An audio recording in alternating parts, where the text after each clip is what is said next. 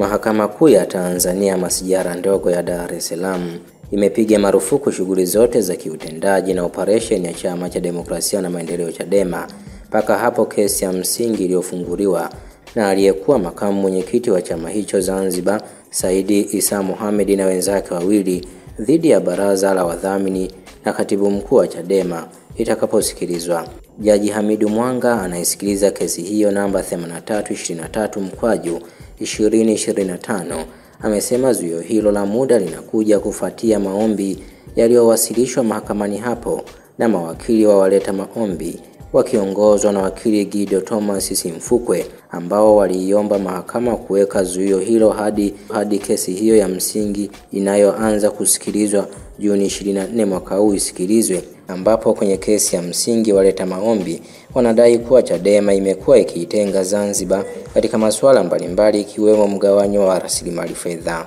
Akitangaza uamuzi huo, Jaji Mwanga amesema swala hilo ni la kisheria na halihitaji ubishani kwa sababu limefafanuliwa vyema kwenye sheria za vyama vya siasa. Wakati maamuzi hayo yanatolewa, upande wa watetezi yani upande wa Chama cha Demokrasia na Maendeleo Chadema hawakuwa na mwakilishi yeyote mahakamani hapo. Hiyo ni baada ya aliyekuwa wakili wake Jebra Kambole kutangaza kujiondoa kwenye shauri hilo, hatua iliyopelekea mahakama kuendesha kesi kwa upande mmoja. Kwa muktadha huo, ni wazi sasa shughuli zote za kisiasa ndani na kiutendaji na za kioperation kama vile mikutano ya hadhara, vikao vya Chadema vimezuiliwa kwa muda. Kufuatia hatua hiyo, Chama cha Demokrasia na Maendeleo Chadema kimeitisha kikao cha dharura kujadili maamuzi yaliyotolewa na Mahakama Kuu ya Tanzania masijara ndogo kuhusu kutoshiriki kwa shughuli zozote za kisiasa ndani ya chama hicho.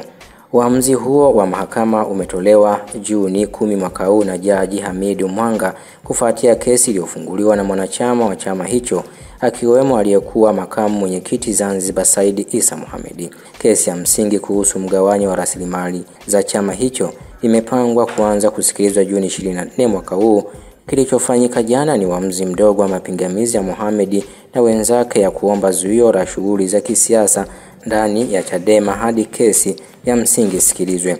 Usiku wa Jumanne, Chama cha Demokrasia na Maendeleo Chadema imetoa taarifa kwa umma juu ya kile kilichotokea. Taarifa iliyotolewa na mkurugenzi wake wa mawasiliano na uenezi Brenda Rupia ikidai kwa mtazamo wao uamuzi huo umechochewa zaidi na shinikizo la kisiasa badala ya msingi wa kisheria au haki, huku ikizingatia hali ya kisiasa ilivyo kwa sasa nchini. Chadema inachukulia hatua hizi kama ishara hatari ya kuporomoka kwa demokrasia nchini.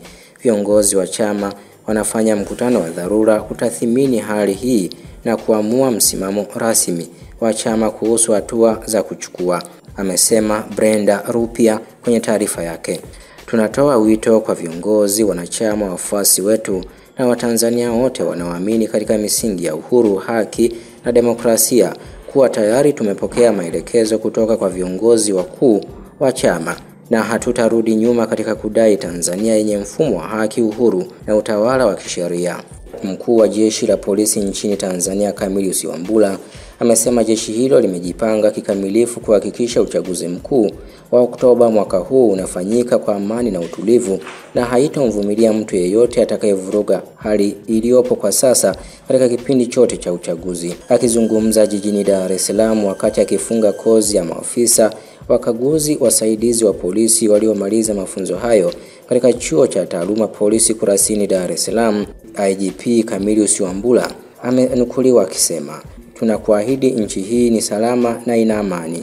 Jeshi la polisi haliko tayari kumvumilia yeyote atakayeleta vunjifu amani kwa namna yoyote ile. Sisi kama jeshi la polisi tuna wivu mkubwa na amani ya nchi yetu na tutalinda amani hii, utulivu wa nchi hii kwa wivu mkubwa kipindi chote kabla na wakati na baada ya uchaguzi mkuu," amesema IGP Camillus Wambura.